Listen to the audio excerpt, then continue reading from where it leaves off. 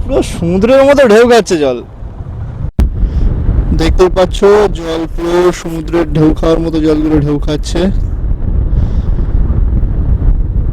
বেশ ফাঁকা মাঠের মাঝখানে। গুড মর্নিং বন্ধুরা, কেমন আছো সবাই? আশা করি সবাই ভালো আছো। আর আজকে চলে এসেছি নতুন আর একটা ভিডিও নিয়ে। আজকে সোমবার সকাল সকাল বেশ একটা রৌদ্র ঝলমলে ওয়েদারটাও বেশ ভালো। আর আমরা আজকে বের হয়ে গেছি, আজকের একটা সারাদিনের জার্নি নিয়ে বের হয়েছি। আজকে ফার্স্ট অফ অল যাবো হচ্ছে গিয়ে সোনাখালি, তারপর ওখান থেকে যাব মনসুর মোড়, তারপর দেখতে থাকা আর কোথায় কোথায় যাচ্ছি। আজকের একটা অনেক বড় লং রোডে যাওয়া হবে। আমরা এখন আস্তে আস্তে বাসন্তী ব্রিজের কাছে চলে এসেছি। এটা বাসন্তী ব্রিজে উঠছি। আর বাসন্তী ব্রিজে আজকের বেশ একটা ভালোই জ্যাম হালকা লেগেছে সামনের বড় গাড়িটার জন্য। তো বড় গাড়িটা যত আস্তে আস্তে এগোবে আমরাও আস্তে আস্তে এগোচ্ছি। অনেকটাই ফাঁকা হয়েছে, গাড়ি টানছে। আমরাও সেই অনুযায়ী সাইড দিয়ে এগোবো। আর ওই দিক থেকে একটা বড় লরি আসছে, এই জন্য সাইড কাটিয়ে যাবো না আমরা।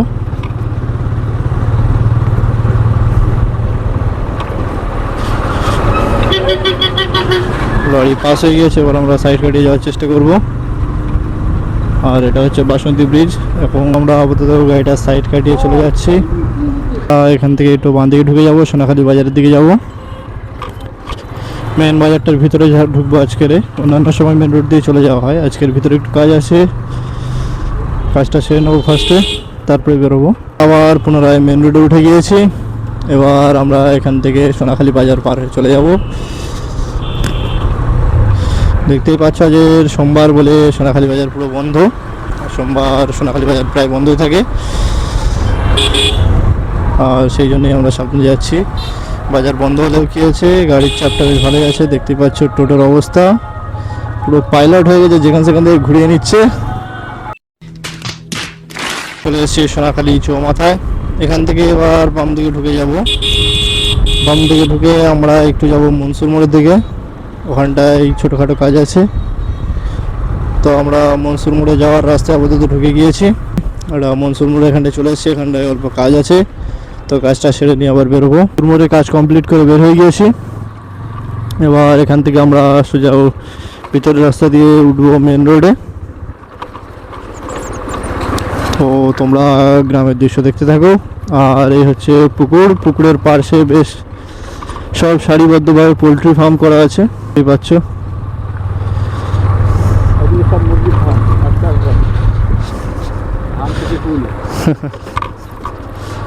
বাঁশকাঠি।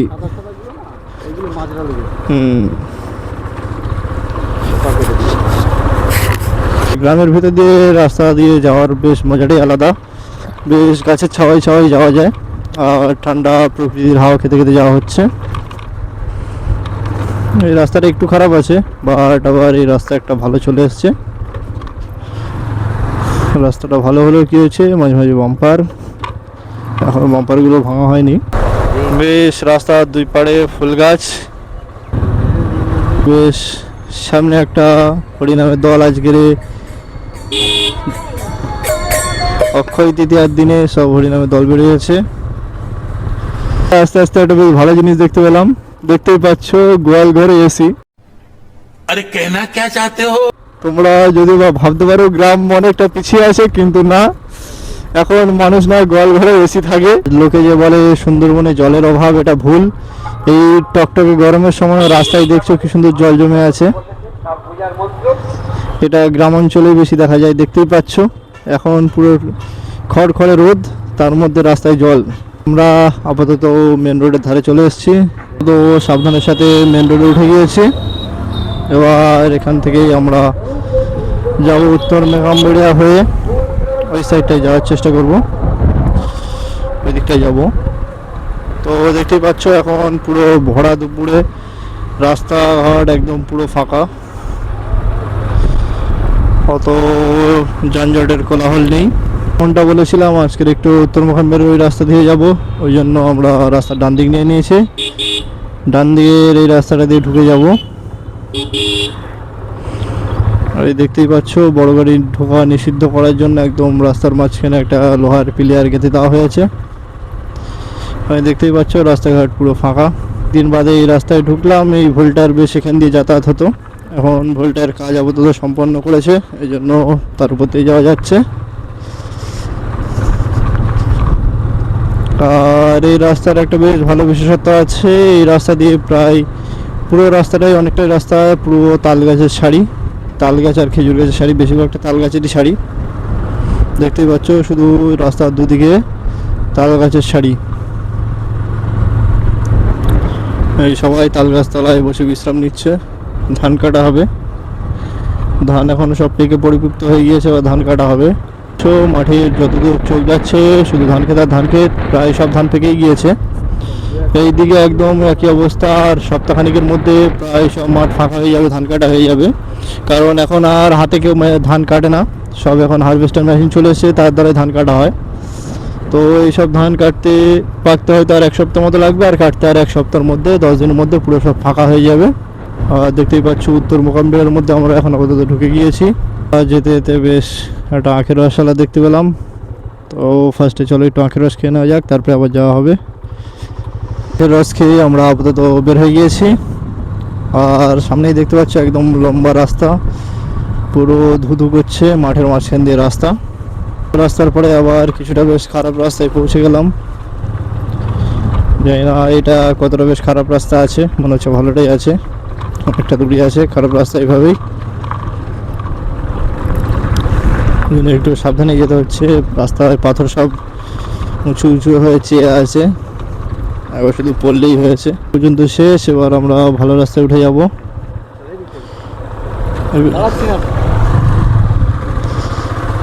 এই ভালো রাস্তায় উঠে গিয়েছি, বেশ সুন্দর রাস্তা, ঝাঁচকচকে নতুন রাস্তা হয়েছে। আর ধান দেখতেই পাচ্ছ, যেমনটা বলেছিলাম পুরো পেকে গিয়েছে, কাটার সময় হয়ে গিয়েছে ধান।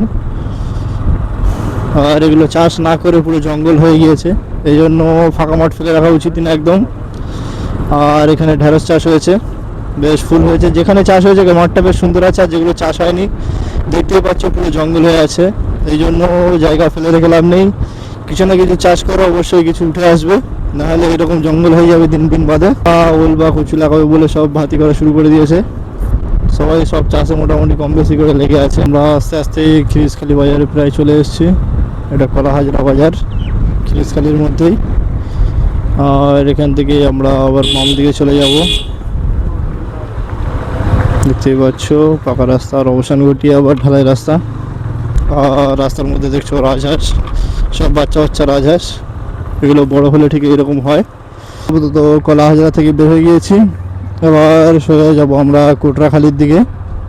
রাস্তার অবস্থা দেখতেই পাচ্ছ তোমরা, খুবই একটা ভালো না, খুব সাবধানে গাড়ি চালিয়ে যেতে হচ্ছে, পুরো খানাখন্দ হয়ে রয়েছে। তা আসার পরেই বেশ একটা মেন রাস্তার দেখা পাওয়া গেল,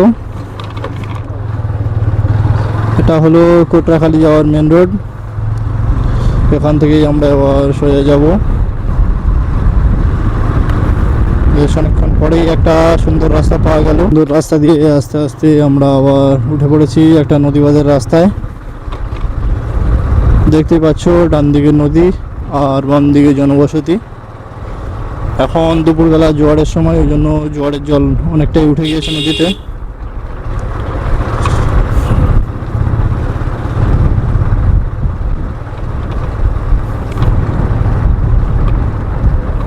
নদীর জল পুরো থই থই অবস্থা। আমরা একটা বেশ সুন্দর জায়গায় চলে এসেছি, বেশ ডান দিকে দেখতেই পাচ্ছ পুরো ঘের, ফিশারি, মাছ চাষ হয়। আর বাম দিকে আপাতত ফাঁকা, বেশ বসার জায়গাও করেছে গাছতলায় সুন্দর।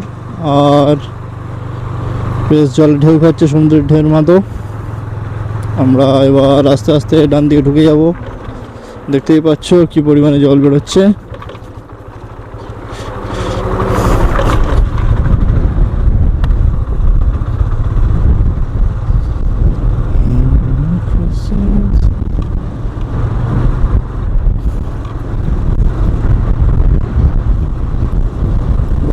দেখতেই পাচ্ছ বুবু পাখি আমাদের সাথে উঠতে রেস করতে লেগে গিয়েছে, এই যে উঠতে উঠতে সাইড কেটে গিয়েছে। পুরো সমুদ্রের মতো ঢেউ খাচ্ছে জল, দেখতেই পাচ্ছ জল পুরো সমুদ্রের ঢেউ খাওয়ার মতো জলগুলো ঢেউ খাচ্ছে। বেশ ফাঁকা মাঠের মাঝখানে ছোটখাটো একটা ব্রেক নিয়ে আপাতত বের হয়ে গিয়েছি আবার আমাদের মেন কাজের উদ্দেশ্যে। আর চুনোখালী নদীর ধারে চলে এসেছি। তো তোমরা বুঝতেই পারছো আমরা কোথায় যাচ্ছি, চুনোখালী বাজারে যাচ্ছি আজকে।